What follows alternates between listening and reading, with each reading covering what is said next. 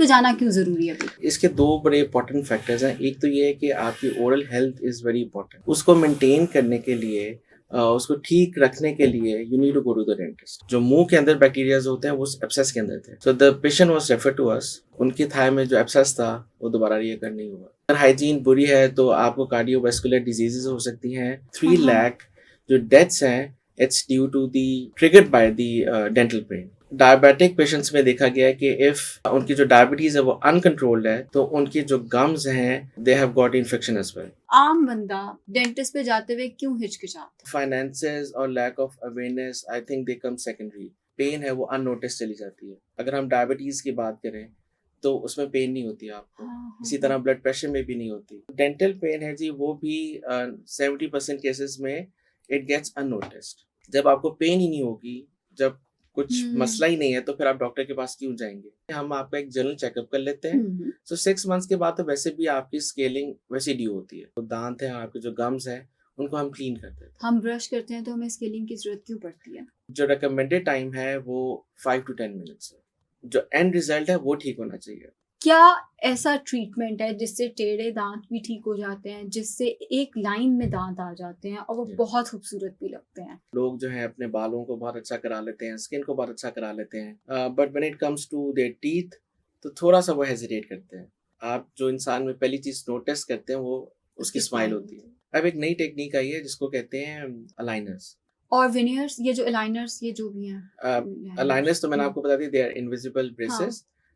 veneer is a totally different thing. So जो veneers की जो कटिंग होती है it's hardly 0.4 to 0.5 maximum 0.8 millimetres. Dentistry में वैसे कोई चीज परमानेंट नहीं है जी। अस्सलाम वालेकुम। कहते हैं कि इंसान की पर्सनालिटी में सबसे इम्पोर्टेंट चीज़ उसकी स्माइल होती है। अगर आपकी स्माइल खूबसूरत है, दांत साफ सुथरे हैं, तो आपकी पर्सनालिटी बहुत निखर के सामने आती है। ऑन द अदर हैंड अगर आपके दांत पीले हैं या साफ नहीं हैं या टेढ़े मेढ़े हैं तो पर्सनालिटी उतनी स्ट्रॉन्ग सामने नहीं आती। तो आज मेरे साथ पॉडकास्ट पे मौजूद हैं हमारे बहुत प्यारे डॉक्टर नवीद, जो कि डेंटिस्ट हैं बाय प्रोफेशन, जो हमें बताएंगे कि एक प्यारी स्माइल क्यों ज़रूरी है और कैसे हम मेंटेन कर सकते हैं। ये जो हम देखते हैं विद टाइम लोगों की स्माइल बदल जाती है। जैसे हमने प्रियंका चोपड़ा को देखा, उनकी स्माइल अब बहुत डिफरेंट है, उनके दांत अब बहुत डिफरेंट है। इसी तरह बहुत सारे एक्टर्स एक्ट्रेसेस हैं जिनकी स्माइल विद टाइम बदल जाती है, जिनके दांत विद टाइम बदल जाते हैं। तो ये कैसे हो सकता है और क्या ये अफोर्डेबल ट्रीटमेंट्स हैं या ये इतने महंगे हैं कि आम बंदे को सोचना और देखना भी नहीं चाहिए इनके बारे में? अस्सलाम वालेकुम डॉक्टर। वालेकुम सलाम जी। कैसे आप? अल्हम्दुलिल्लाह, अल्लाह का शुक्र है। थैंक यू सो मच हमें टाइम देने के बुलाने का शुक्रिया। शुक्रिया। मुझे ये बताइए डॉक्टर नवीद कि सबसे पहले तो सबसे इम्पोर्टेंट सवाल, डेंटिस्ट पे जाना क्यों जरूरी है अभी? हाँ जी, ये it's a very important question कि डेंटिस्ट पे जाना क्यों ज़रूरी है। तो इसके दो बड़े इंपॉर्टेंट फैक्टर्स हैं। एक तो ये है कि आपकी oral health is very important. उसको मेंटेन करने के लिए उसको ठीक रखने के लिए you need to go to the dentist. Second reason जो उससे भी इम्पॉर्टेंट है वो ये है कि आपकी जो जनरल हेल्थ है it depends on a lot on your oral health as well. मैं आपको एक इंसिडेंट सुनाता हूँ। हमारे पास एक पेशेंट रेफर हुई थी और उनके थाई में एक पिंपल था एंड शी वो जो पिंपल है she got an abscess on that pimple. So वो अपने एक मेडिकल डॉक्टर के पास गई, उन्होंने एंटीबायोटिक्स दी और वो ठीक हो गया। After some time, it reoccurred, और this time she had severe pain on that abscess. उन्होंने अगेन उनको एंटीबायोटिक दी और वो ठीक हो। तो थर्ड टाइम जब वो दोबारा हुआ तो दे थॉट कि ये दे शुड चेक। तो उन्होंने उसका कल्चर करवाया और उन्होंने देखा कि उसमें जो बैक्टीरियाज हैं वो जो मुंह के अंदर बैक्टीरियाज होते हैं वो एब्सेस के अंदर थे। So the patient was refer to us and जब हमने उनकी क्लिनिकल एग्जामिनेशन की तो वी फाउंड कि उनकी 3 रूट कैनाल्स होने वाली हैं और हमने उनकी रूट कैनाल्स की क्योंकि उन दांतों में उनके उसमें भी एब्सेस था। अच्छा जी। सो आपके टांग पे जो पिंपल निकलता है दैट कुड बी रिलेटेड कि आपका मुंह के अंदर आपकी हाइजीन अच्छी नहीं है। डॉक्टर नवीद और मैं आपको एक सॉरी मैं आपकी बात काट रहा हूँ। उसके बाद जो उनकी थाई में जो एब्सेस था वो दोबारा रिकवर नहीं हुआ। This is strange. लेकिन जी मुझे ये लगता है कि पाकिस्तान का एक आम बंदा शायद इतना अफोर्ड ही नहीं करता कि वो इतने अच्छे डॉक्टर के पास जाए, कि वो कल्चर भी कराया जाए। अगर दाना है तो हम आम बंदे जो हैं उसके ऊपर कोई क्रीम खुद ही लगा लेंगे। एग्जैक्टली सेल्फ मेडिकेशन जो है वो बहुत ज़्यादा कॉमन है। जिस तरह इस केस में वो डॉक्टर के पास गई, उन्होंने उनको एंटीबायोटिक्स दी, लेकिन जब थर्ड टाइम हुआ उनको तो ऑब्वियसली वो फिर टेस्ट ज़्यादा करवाने पड़े उनको। बिल्कुल ठीक है। और क्या क्या मसले मसाइल हो सकते हैं अगर आपकी जी हाइजीन पूरी है? अगर हाइजीन बुरी है तो आपको कार्डियोवास्कुलर डिजीजेस हो सकती हैं। यूएसए में 6 लाख डेथ्स होती हैं per annum due to cardiovascular diseases, hmm, और उनमें जो हाफ डेथ्स हैं वो ट्रिगर होती है ड्यू टू डेंटल पेन। यानी 3 लाख डेथ्स यूएस में। कितना अलार्मिंग है कि 3 हाँ, लाख जो डेथ्स हैं it's due to the triggered by the dental pain. अच्छा जी ठीक। और मैंने सुना था ओरल कैंसर्स भी हो सकते हैं अगर आप ओरल मुंह को। कैंसर्स, जी बिल्कुल जी, ओरल कैंसर्स भी हो सकते हैं, बल्कि इससे भी पहले अगर आप हम आपको पता है डायबिटीज़ कितनी कॉमन है। एग्जैक्टली। सो डायबिटिक पेशेंट्स में देखा गया है कि इफ़ उनकी जो डायबिटीज़ है वो अनकंट्रोल्ड है तो उनकी जो गम्स हैं they have got infection as well. अच्छा so if you control the infection of the gums तो आपकी जो डायबिटीज़ है वो ऑटोमेटिकली उसकी जो वैल्यूज़ हैं दे गेट नॉर्मल। जबरदस्त। यस। अच्छा, ये तो मेरे लिए भी वाकई न्यू एग्जैक्टली। इन्फॉर्मेशन है। मुझे ये बताएं कि आम बंदा डेंटिस्ट पे जाते हुए क्यों हिचकिचाता है? जो जो मैंने देखा है हम्म, उसमें फाइनेंसेस और lack of awareness I think they come secondary. जो पहली चीज़ है वो वही है कि आपकी जो पेन है वो अननोटिस चली जाती है। अच्छा। सो फॉर एग्जांपल अगर हम डायबिटीज़ की बात करें तो उसमें पेन नहीं होती आपको, हाँ हाँ इसी हाँ, तरह ब्लड प्रेशर में भी नहीं होती, बिल्कुल ऐसे वो ही है। अननोटिस्ड चले जाते हैं, लेकिन ultimately you go to the doctor. Hmm. जो डेंटल पेन है जी वो भी 70% केसेस में इट गेट्स अननोटिस्ड। सो अच्छा। जब आपको पेन ही नहीं होगी, जब कुछ हम्म, मसला ही नहीं है तो फिर आप डॉक्टर के पास क्यों जाएंगे? बिल्कुल तो ठीक इसलिए है। कहते हैं कि आफ्टर 6 मंथ्स अगर आप डेंटिस्ट के पास जाएं तो जो हिडन प्रॉब्लम्स हैं वो सामने आ जाती हैं। बिल्कुल So ठीक है। this should be the number one cause. Secondly, obviously people think कि dentist बहुत expensive होते हैं। थर्ड ये है कि lack of motivation है, फिर self medication है। So हम्म ये सारे factors हैं, लेकिन नंबर वन cause यही है कि जो आपका जो पेन है जो कि वो हम्म, होती नहीं है, you think you are healthy, you are normal, तो फिर आप डॉक्टर के पास जाते ही नहीं हैं। बिल्कुल ठीक है। तो मुझे ये बताइएगा कि अगर मैं जाती हूँ डेंटिस्ट के पास, जी जैसे मैं आपके पास आती हूँ और जी आप उससे फीस भी लेते हैं और कहते हैं दांतों में कोई मसला नहीं है एवरी 6 मंथ्स, तो मुझे तो हम्म, दुखेगा भी। या तो हम्म, कोई मसला निकालें फिर, या एग्जैक्टली। फिर मुझसे फीस ना लें। तो क्या हर विजिट की फीस होती है? क्योंकि टाइम की फीस होती है, आई एग्री। टाइम की तो होती है जी। हम्म तो उस विजिट में का फायदा ये होता है कि हम आपका एक जनरल चेकअप कर लेते हैं। हम्म, सो 6 मंथ्स के बाद तो वैसे भी आपकी स्केलिंग वैसे ड्यू होती है। हाँ हाँ हाँ हाँ। सो स्केलिंग क्या है भला बता दें? स्केलिंग बेसिकली आप it's a simple cleaning of your gums, हाँ। और उसमें हम आपकी जो दांत हैं, आपके जो गम्स हैं, उनको हम क्लीन कर देते हैं। हम ब्रश करते हैं तो हमें स्केलिंग की जरूरत क्यों पड़ती है? It's a very good question. So ये जब हम ब्रश करते हैं और हमारा ख्याल होता है कि हमने बहुत अच्छा हम्म, ब्रश किया है, तो वो बहुत अच्छा ब्रश नहीं किया होता हमने। अच्छा। सो मैं आपसे पूछता हूँ कि आप कितनी देर टाइम स्पेंड करती हैं अपनी ब्रशिंग पे? मैंने कभी नहीं देखा। डिपेंड्स कि मैं कंसल्टेशन मेरी कितनी लेट हो रही है। अगर मैं लेट उठी हूँ तो मैं जल्दी जल्दी जल्दी जल्दी ऐसे ऐसे ब्रश कर लूंगी। एग्जैक्टली। अगर टाइम है तो आराम आराम से आराम ब्रश आराम से। करूंगी। So basically on average we spend 30 seconds, almost हाँ। एंड जो रिकमेंडेड टाइम है वो 5 to 10 मिनट्स है। हाँ जी, तो अगर आप चाह रहे हैं कि डेंटिस्ट पे कम खर्चा हो तो I think it's much better to spend good time on your brushing. और एक और चीज भी तो होती है, फ्लॉसिंग करनी होती है, वो जी, मुझे बड़ी अब मुश्किल लगती डिफरेंट है। डिफरेंट वेज हैं to clean your mouth. Hmm, so it doesn't matter कि हाउ यू डू इट, जो एंड रिजल्ट है वो ठीक होना चाहिए। अच्छा। By end result I mean कि at the end of the day आपके जो प्लैक है वो इकट्ठा नहीं होना चाहिए। सो जो प्लैक है basically it's a white layer, जो हम्म हम जब सुबह उठते हैं हम्म, तो वो इकट्ठी हो जाती है वहाँ पर। बिल्कुल ठीक है। तो ब्रशिंग का जो या क्लीनिंग का जो एम होता है कि उस ब्लैक की लेयर को हमने रिमूव करना है। बिल्कुल ठीक अब है। आप वो ब्रश के थ्रू करें, वेदर स्केलिंग इट्स करें। मैनुअल, वेदर इट्स इलेक्ट्रॉनिक, हम्म, आप वाटर फ्लॉस यूज़ करें, आप जो फ्लॉस आप कह रही थी वो यूज़ करें। सो प्लेग की लेयर नहीं जमा होनी चाहिए। बिल्कुल ठीक है। So, but when it gets hardens, hmm, it becomes tartar. बिल्कुल So ठीक है। tartar is just like a stone, और when you come to the clinic for scaling, हम उस tartar को remove करते हैं। बिल्कुल ठीक है। स्केलिंग और पॉलिशिंग में क्या फ़र्क है? So basically scaling तो मैंने आपको बता दिया कि वो जो हम tartar की लेयर होते हैं वो remove करते हैं। उसके बाद दांतों की जो लेयर होती है वो थोड़ी सी रफ हो जाती है, उसको हम पॉलिश कर देते हैं। बिल्कुल ठीक है, बिल्कुल ठीक है। मुझे ये बताइए, डेंटिस्ट एक्सपेंसिव होते हैं? क्योंकि ये बिल्कुल मैंने सुना और हम्म, समझा भी है कि बिल्कुल भी नहीं डेंटिस्ट होते। So they you make your the treatment expensive. हम्म, वो इस तरह कि आप टाइमली पहुंचते नहीं हैं, और वो जो जो जो प्रॉब्लम होती है वो 100 टाइम्स इंक्रीज होके हमारे पास आती है। फॉर एग्जांपल, आपको एक डिके या हम्म, ब्लैक स्पॉट कहीं नजर आया, तो you should immediately run to the dentist. बिल्कुल ठीक अब है, वो डेंटिस्ट क्या करेंगे, वो फिलिंग कर देंगे।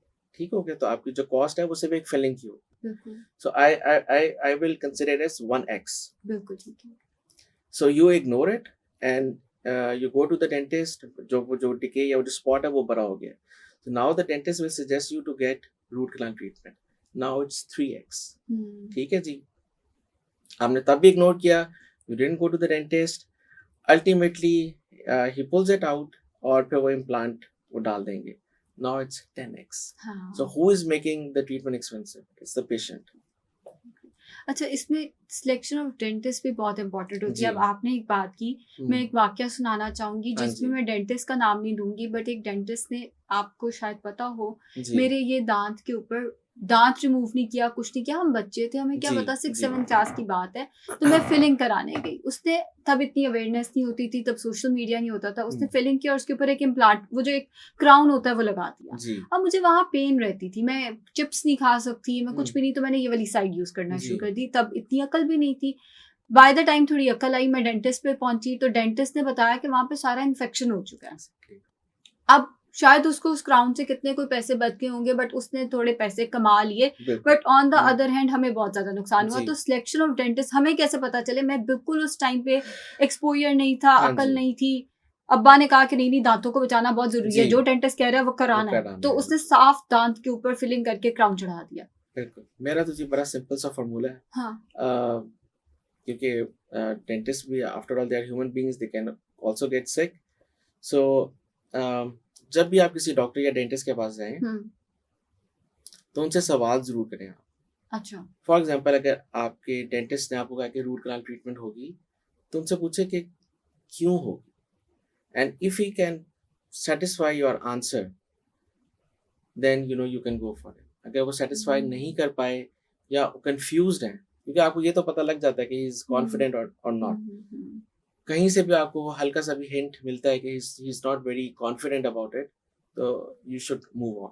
अच्छा, ठीक हो गया, ठीक हो गया। मुझे ये बताइए कि दूसरा बेस्ट। दूसरा तरीका ये है कि रेफरेंस आप पूछ के जाएं। अगर आपकी किसी फैमिली मेंबर की अच्छी ट्रीटमेंट हुई हुई है, फ्रेंड से पूछ लें। अब तो वैसे भी गूगल में आपको पता है रिव्यूज, आपको बिल्कुल, उससे बहुत कुछ मिल जाता है। बिल्कुल ऐसे तो ही है। अब तो बहुत आसान हो गया है अच्छे डॉक्टर को तलाश करना। बिल्कुल ऐसे ही है, बिकॉज़ कोई कई पेशेंट्स ये करते हैं, वो लेते हैं सेकंड ओपिनियन। जी सेकंड ओपिनियन वाला पेशेंट खुद भी कंफ्यूज रहता है, बिकॉज़ मैं खुद इस फील्ड से हूँ, तो मुझे जी पता है। जी वो बिल्कुल खुद भी कंफ्यूज रहता है, वो बिल्कुल घर वालों को भी कंफ्यूज करता है। एग्जैक्टली एंड वेरी जी अनफॉर्चुनेटली ये कॉमन प्रैक्टिस है। जी डेंटिस्ट हो गया, बिल्कुल डर्मेटोलॉजिस्ट हो गया, बिल्कुल हर दूसरे को बुरा ही कह रहा है। नहीं हाँ नहीं, ये जी, तो नहीं लेग होना पुलिंग था। बहुत ज्यादा है, हाँ, नहीं होनी चाहिए, अनफॉर्चुनेटली, नहीं बिल्कुल, होनी बिकॉज़ चाहिए। मैंने अपने डाइट प्लान्स के साथ देखा है। हमने जी आपका डाइट प्लान जाके अपने डॉक्टर को दिखाया, डॉक्टर जी ने कहा ये तो बहुत बुरा डाइट प्लान नहीं है। होनी चाहिए जी। हाँ, सो हम्म, बेसिकली ये वाले प्रॉब्लम्स आते हैं। सो आप सेकंड ओपिनियन तो मैं भी सजेस्ट नहीं करूंगी कि आप लें। अनफॉर्चुनेटली वो, मुझे खुद को पता है कि वो कोई बहुत अच्छा तरीका नहीं नहीं नहीं होता। हमने देखा डॉक्टर नवीद, जो शुरू में मैंने बात भी की, कि स्माइल्स आजकल लोगों की बड़ी बदल रही हैं, जी और वो बड़ी अट्रैक्टिव स्माइल्स में बड़े सफ़ेद दांत उनके हो जाते हैं। क्या ऐसा ट्रीटमेंट है जिससे टेढ़े दांत भी ठीक हो जाते हैं, जिससे एक लाइन में दांत आ जाते हैं और वो Yeah. बहुत खूबसूरत भी लगते हैं? सो बेसिकली जो स्माइल है जी, वो अगर अच्छी स्माइल हो हम्म, तो वो आपका कॉन्फिडेंस बहुत बूस्ट करती है। बिल्कुल ऐसे ही है। मैंने देखा है कि लोग जो है अपने बालों को बहुत अच्छा करा लेते हैं, स्किन को बहुत अच्छा करा लेते हैं, but when it comes to their teeth तो थोड़ा सा वो हेजिटेट करते हैं। सो अगर वो उसको ट्रांसफॉर्म करना चाहें तो उनकी पर्सनालिटी जो है वो 360 शिफ्ट वो कर जाती है। It's so important. बिल्कुल ऐसे और ही। आप जो इंसान में पहली चीज़ नोटिस करते हैं वो उसकी उसकी स्माइल स्माइल होती होती है। है, बिल्कुल ऐसे ही है। So yes, there are many ways to correct the alignment of teeth. बहुत से तरीके आ गए हैं। एक तो कन्वेंशनल, आपको पता है, ब्रेसेस होती हैं। लेकिन उनके साथ प्रॉब्लम ये है कि वो नज़र आती हैं, फिर वायर्स लगानी पड़ती हैं उसमें, विजिट्स बहुत ज़्यादा होते हैं। अब एक नई टेक्निक आई है जिसको कहते हैं अलाइनर्स। लाइन्स, सो ठीक है। अलाइनर्स जो क्रूकेड टीथ होते हैं उसको सीधा कर देती हैं। अगर स्पेसेस हो तो वो बंद कर देती हैं, अगर आगे हो तो उन दांतों को पीछे कर देती हैं।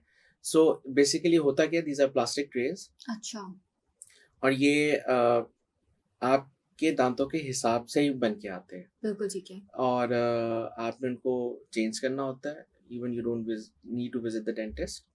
आप उनको पहनते रहें और आपके दांत जो है वो बिल्कुल लाइट हो जाएंगे। बिल्कुल ठीक है, और ये इनविजिबल होते हैं, राइट? इन्हें they are invisible they are braces कहते हैं। Invisible, yes. अच्छा, एक मैंने टिकटॉक पे वीडियो देखी, उस वीडियो में ये था कि खातून की स्माइल कोई बहुत सीधी नहीं थी, बट फिर वो कुछ कुछ निकालती हैं और वो यूं करके अपने दांतों पे लगा लेती हैं, बिल्कुल नए दांत हो जाते हैं जी, उनके। तो ये क्या चीज़ थी? उसको स्नैप ऑन कहते हैं। हम्म। इतना सक्सेसफुल नहीं है वो। It's more of a marketing gimmick. अच्छा, जी, वो सक्सेसफुल नहीं है। इतना नहीं। और विनियर्स, ये जो अलाइनर्स, ये जो भी हैं, अलाइनर्स तो मैंने हम्म, आपको बता दी, दे आर इनविजिबल हाँ। Braces. veneer is a totally different thing. अच्छा, क्या डिफरेंस है दोनों में? सो जो veneers हैं वो दो टाइप्स के होते हैं। एक आपके कॉम्पोजिट veneers होते हैं जिनको हम स्टिकी फिलिंग्स भी कहते हैं, ठीक और है। दूसरे होती हैं थिन शेल्स होती हैं जो दांतों के ऊपर लग जाती हैं।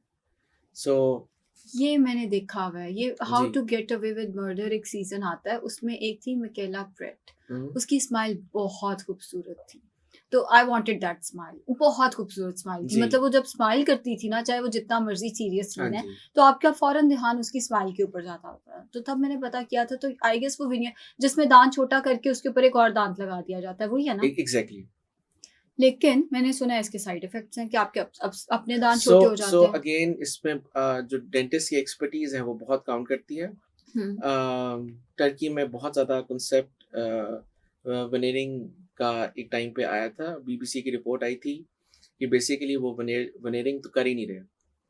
सो व्हाट दे डू इज कि they cut the teeth and they make crowns, और वो पेशेंट को ये बताते हैं कि जी ये वनेर्स हैं। सो जो वनेर्स की जो कटिंग होती है, it's hardly 0.4 to 0.5, maximum 0.8 millimetres.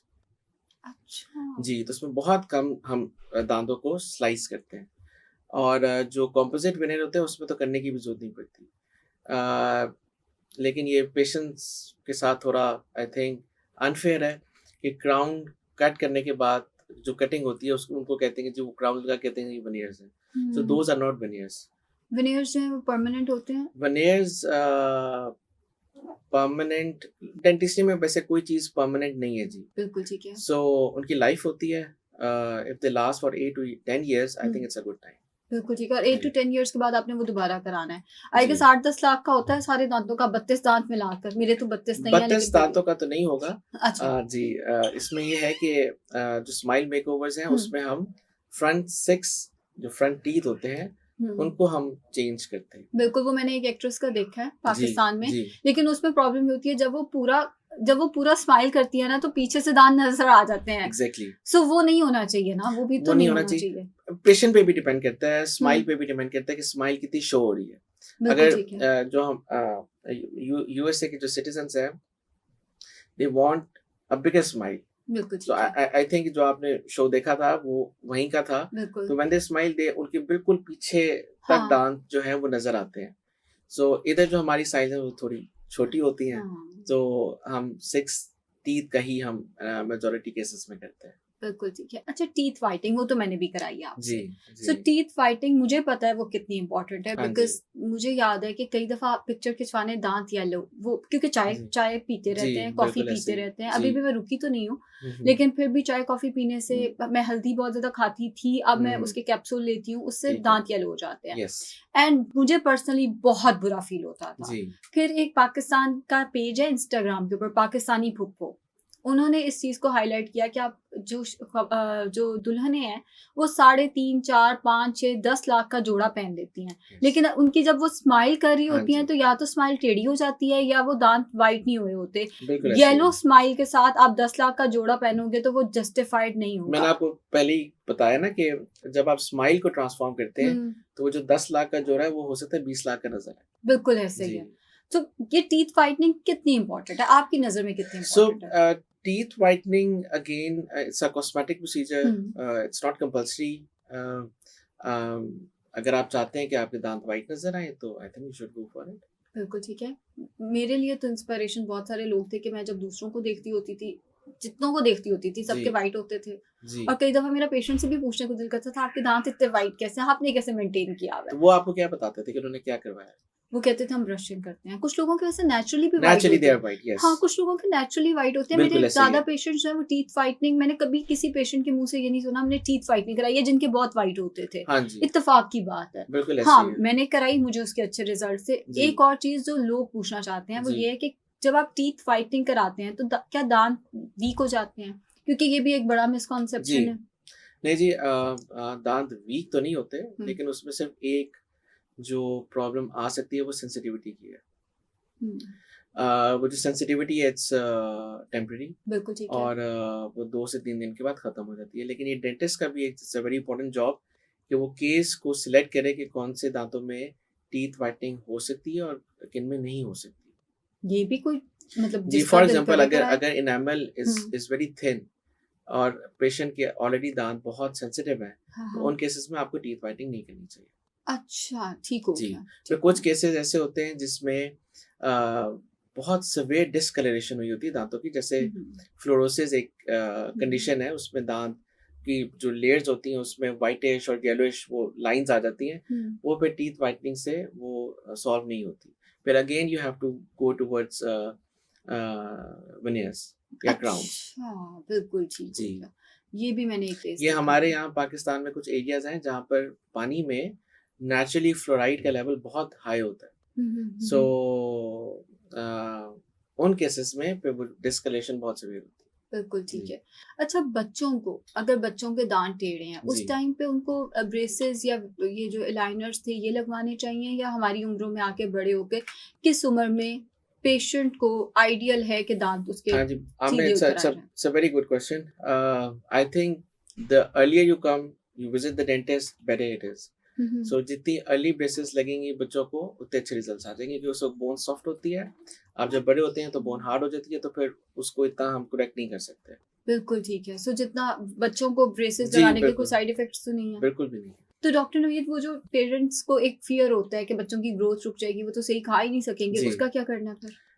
उन केसेस में फिर आप सप्लीमेंट्स दे सकते हैं बच्चों को अच्छा, ऐसी फूड्स दे सकते हैं जो फंसे मत बिल्कुल ठीक है। उनको खाने में ईटिंग में थोड़ा हुँ, उनको इजी हो बिल्कुल ठीक है। लेकिन after some time they get settle with it जितनी जितनी देर ब्रेसेस लगी है बच्चा कुछ खाएगा ही नहीं, अब नहीं नहीं वो नहीं सूप ही ये नहीं पीता होता रह हाँ जाएगा। हाँ बिल्कुल हुँ, मतलब वो थोड़ी एडजस्टमेंट करनी पड़ती है बट बिल्कुल ठीक दिस है। डजंट मीन कि वो जब हुँ, तक हुँ। ब्रेसेस लगी हुई है तो वो खा नहीं पा रहे अच्छा, एक और इंटरेस्टिंग सवाल जी जो कि मेरे ज़हन में आया। जी कुछ लोगों को लगता है उनके दाँतों पे ब्रेसेस बहुत सूट करते हैं। मैंने ना एक केस, हम्म, क्योंकि सबने कहना है इसने हर केस ही देखा हुआ है, मेरा अनफॉर्च्युनेटली एक्सपोज़र बहुत ज़्यादा एक्सपोजर है। बहुत ज्यादा बहुत जगहों पे काम जी किया है, बहुत लोगों के ट्रू साथ काम किया है, तो जी पता है।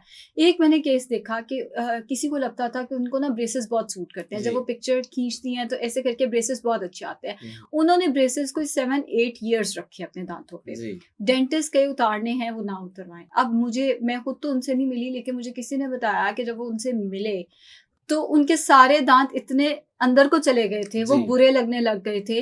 तो ब्रेसेस को राइट टाइम पे उतारना, या ये फ़ोटो के लिए जो हम ब्रेसेस लगवा देते हैं, इसकी ये क्या है? अब मुझे इस केस का तो नहीं पता लेकिन ऑब्वियसली एक टाइम होता है और उसी टाइम में ब्रेसेस उतर जाने चाहिए सो जब आप देखें कि हर चीज़ अलाइंड हो गई है, करेक्ट हो गई है, जिस प्रॉब्लम के साथ वो आए थे और अब वो नहीं है, तो ब्रेसेस को उतारना ही बेहतर होता है। और अगर नहीं उतारेंगे तो क्या तो होगा? नहीं उतारेंगे तो फिर यही होगा जो अभी आपने बताया कि दाँत बहुत अंदर चले जाते हैं, हाँ। Sometimes they get very loose, hmm. इतने लूज़ हो जाते हैं कि वो दे फॉल डाउन, हाँ, सो हाँ। You have to be very careful. बिल्कुल ठीक है। अच्छा डॉक्टर नवीद, मेरे ना दाँतों में पहले गैप होता था, जी, जिसको फिर मैंने फिल कराया, जिससे मेरी स्माइल ज़रा बेहतर हुई। तो अगर किसी के दाँतों में गैप है, जैसे एक दाँत और दूसरे दाँत के दरमियान इतना सा गैप है, जी। तो क्या-क्या किया जा सकता है उसको फिल कराने के लिए? और अगर उसको वैसे ही छोड़ दिया जाए तो क्या मसले-मसाइल हो सकते हैं? सो बेसिकली अगर आपके दाँतों के दरमियान में स्पेसेस हैं या स्पेस है जैसे सिंगल स्पेस, तो उसमें रिप्लेसमेंट ऑप्शंस आती हैं। अच्छा, अब वो रिप्लेसमेंट ऑप्शंस फिक्स भी हो सकती हैं और रिमूवेबल भी हो सकती हैं। अच्छा। सो अगर आपने रिमूवेबल ऑप्शन की तरफ जाना है तो वो एक डेंचर आता है which you can snap on, hmm, आप लगा लें और उसको उतार लें। आप उसको क्लीन भी कर सकते हैं बट ऑब्वियसली उसको उतारना, लगाना patient don't like it. Patients की जो प्रेफ़रेंस होती है वो होती है फिक्स हुँ, यू नो ऑप्शन की तरफ। सो उसमें इम्प्लांट्स आ जाते हैं। It's a screw type thing which goes inside your bone और उसमें थोड़ी-सी सर्जरी इन्वॉल्व होती है and after some time 4 to 5 months आपको हम उसके ऊपर एक क्राउन लगा देते हैं। बिल्कुल ठीक है। कुछ पेशेंट्स वो भी नहीं चाहते तो फिर हमें ब्रिज हुँ, करना पड़ता है उस गैप को। सो ब्रिज में क्या होता है कि हम दांतों को स्लाइस करते हैं और एक आपका वो आर्टिफिशियल वो क्राउन्स आ जाते हैं वहाँ पर और वो गैप आपका फिल हो जाता है। बिल्कुल ठीक है। हर ट्रीटमेंट ऑप्शन के एडवांटेजेस और डिसएडवांटेजेस हैं हम डिस्कस कर लेते हैं पेशेंट से हुँ। बट पर्सनली आई बिलीव कि जो इम्प्लांट्स हैं मिसिंग स्पेस को कवर करने के लिए they are the best option.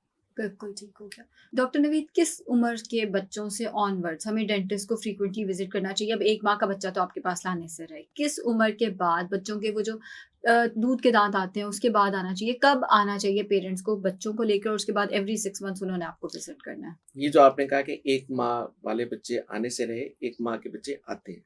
क्यों? इनके तो इसलिए कि दाँत ही नहीं होते। एग्ज़ैक्टली नहीं कुछ कुछ बच्चे होते हैं जिनके इमीडिएटली आफ्टर बर्थ दाँत 1 या 2 होते हैं। सो उनको फिर ब्रेस्ट फीडिंग में बहुत मुश्किल होती है मदर्स को तो फिर वो हम निकाल देते हैं। ये मैंने केसेस सुने हुए हैं, लेकिन ऐसे सुने हुए हैं मुआवज़ा हो गया साहिवाल में। ये नहीं, नहीं मैंने ये इस कोई तरह के कोई केसेस मौज़ा सुने। नहीं है। दिस दिस हैपेंस अच्छा, एंड दिस हैपेंस रेगुलरली। बिल्कुल ठीक है। सेकंडली जैसे ही बच्चे का जब फर्स्ट दाँत निकलता है, तो उसको आपको डेंटिस्ट को विज़िट करना चाहिए। पहला दाँत, चाहे वो दूध का दाँत है। बच्चों में तो दूध के दाँत ही होते हैं, लेकिन हाँ, 6 माह में नॉर्मली 5 टू 6 मंथ्स बच्चों के दाँत निकलना शुरू हो जाते हैं। वो बिल्कुल इसलिए ठीक है। इम्पोर्टेंट है ताकि उनकी जो एक रिलेशनशिप है डेंटिस्ट के साथ, वो कायम हो और उनका जो एक फ़ोबिया है, वो हुँ। हमेशा के लिए ख़त्म हो जाए। और बच्चों को किस एज से ब्रश करना चाहिए? बिकॉज़ मेरी नीस है, वो 2.5 साल की है। जी, उसको जब हम ब्रश देते हैं, वो ब्रश के समेत ही बाहर भाग जाती है। अब एक एग्ज़ैक्टली। बंदा उसके पीछे-पीछे होता है, जी। वो ब्रश मुँह में होता है और वो भाग रही होती है, वो उससे खेलती है। तो बच्चों को किस उम्र से दाँत ब्रश सो कराएँ? मैंने आपको बताया कि जैसे ही the moment their tooth erupts mother या फादर को उनके दांतों को क्लीन करना शुरू कर देना चाहिए अच्छा। एंड द मोमेंट दे उनकी जो मोटर स्किल्स हैं वो डेवलप हो जाती हैं तो they should start brushing their own teeth लेकिन बिल्कुल ठीक है। सुपरवाइज होना चाहिए। बिल्कुल ठीक है। जी, thank you so much doctor मोस्ट नवीद, वेलकम इतना जी। टाइम देने का। उम्मीद है कि बहुत सारी चीज़ें हमें क्लियर भी हो गई होंगी। जी, एंड मुझे लगता है आज की पॉडकास्ट का अगर हम सम अप करें तो यही है कि एवरी 6 मंथ्स हमें डेंटिस्ट को भी विजिट जी, करना चाहिए। स्माइल्स ट्रांसफॉर्म हो सकती हैं, जी, दांतों को साफ सुथरा रखना चाहिए। जी। एंड स्माइल वो फर्स्ट थिंग है जो कि आपकी पर्सनालिटी में नोटिस की जाती है। तो अपना और अपने दांतों का ख्याल रखें। शुक्रिया।